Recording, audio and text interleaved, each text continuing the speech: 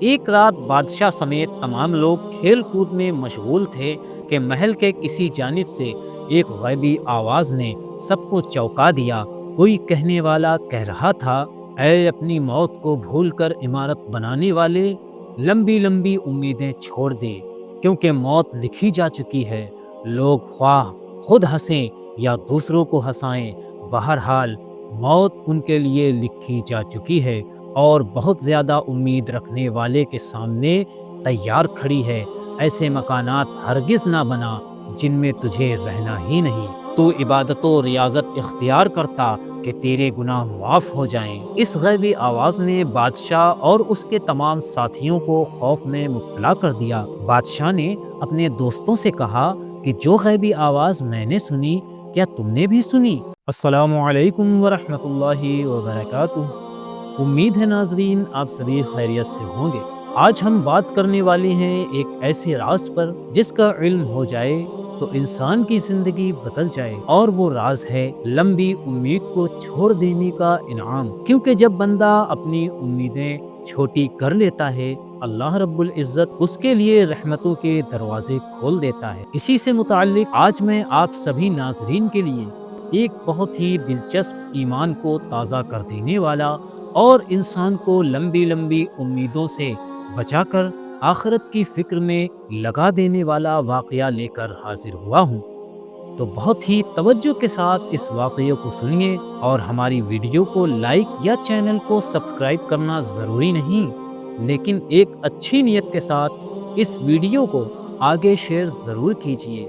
کیا پتہ آپ کے ایک شیئر سے کوئی شخص لمبی امیدیں چھوڑ کر آخرت کی تیاری میں لگ جائے اور یہ آپ کے لیے ثواب جاریہ کا ذریعہ بن جائے۔ تو چلیے واقعہ شروع کرتے ہیں۔ بصرہ کے ایک بادشاہ نے بادشاہت کو چھوڑ کر زہد و تقوی کی راہ اختیار کر لی، لیکن دوبارہ حکومت کی طرف مائل ہوا اور عیش و عشرت میں باقی زندگی گزارنے کا پکا ارادہ کر لیا۔ اس نے ایک شاندار محل بنوایا جس میں اعلیٰ قسم کے قالین بچھوائے، ہر طرح کے ساز و سامان سے اس عظیم الشان محل کو آراستہ کرایا اور ایک کمرہ مہمانوں کے لیے حاضر کر دیا۔ وہاں عمدہ بستر بچھوائے اور طرح طرح کے کھانے چنے جاتے۔ وہ بادشاہ لوگوں کو بلاتا، عظیم الشان محل اور بادشاہ کی شان و شوکت دیکھ کر لوگ اس کی خوب تعریف کرتے۔ یہ سلسلہ کافی عرصے تک چلتا رہا۔ بادشاہ دنیا کی رنگینیوں میں گم ہو چکا تھا۔ اس کے عظیم الشان محل میں ہر طرح کے گانے باجے اور عیش و عشرت کا سامان موجود تھا۔ وہ ہر وقت دنیاوی لذتوں میں مگن رہتا۔ ان کاموں نے اسے لمبی امید کے تباہ کن باطنی مرض میں مبتلا کر دیا تھا۔ ایک دن اس نے اپنے خاص وزیروں، مشیروں اور عزیزوں کو بلا کر کہا، تم اس عظیم الشان محل میں میری خوشیوں کو دیکھ رہے ہو؟ دیکھو میں یہاں کتنے سکون میں ہوں۔ میں چاہتا ہوں کہ اپنے تمام بیٹوں کے لیے بھی ایسے ہی عظیم الشان محلات بنواؤں۔ تم لوگ چند دن میرے پاس رکو، خوب عیش کرو اور مزید محلات بنانے کے بارے میں مجھے مفید مشورے دو، تاکہ میں اپنے بیٹوں کے لیے بہترین محلات بنانے میں کامیاب ہو جاؤں۔ چنانچہ وہ لوگ اس کے پاس رہنے لگے۔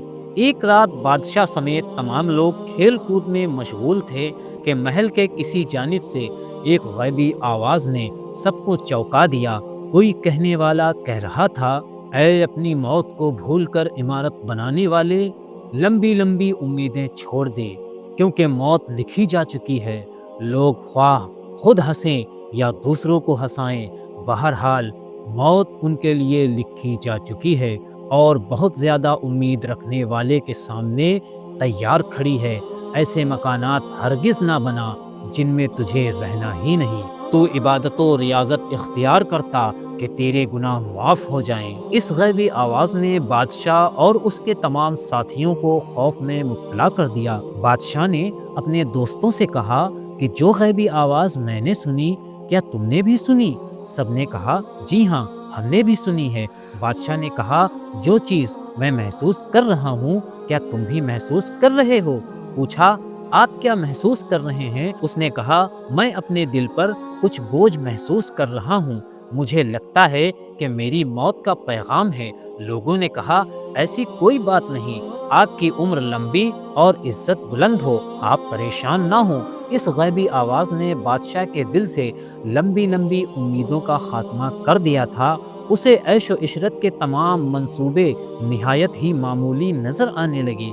فکر آخرت کا اس پر غلبہ ہوا، اس کے دل سے خواہشات کی آگ بجھ گئی اور وہ گناہ چھوڑنے کا عزم کرتے ہوئے بارگاہ الہی میں یوں عرض گزار ہوا، اے میرے پاک پروردگار، میں تجھے اور یہاں موجود تیرے بندوں کو گواہ بنا کر تیری طرف رجوع کرتا ہوں۔ اپنے تمام گناہوں اور زیادتیوں پر شرمندہ ہو کر توبہ کرتا ہوں۔ اے میرے خالق، اگر تو مجھے دنیا میں کچھ مدت اور باقی رکھنا چاہتا ہے تو مجھے مستقل طور پر فرما برداری کی راہ پر چلا دے۔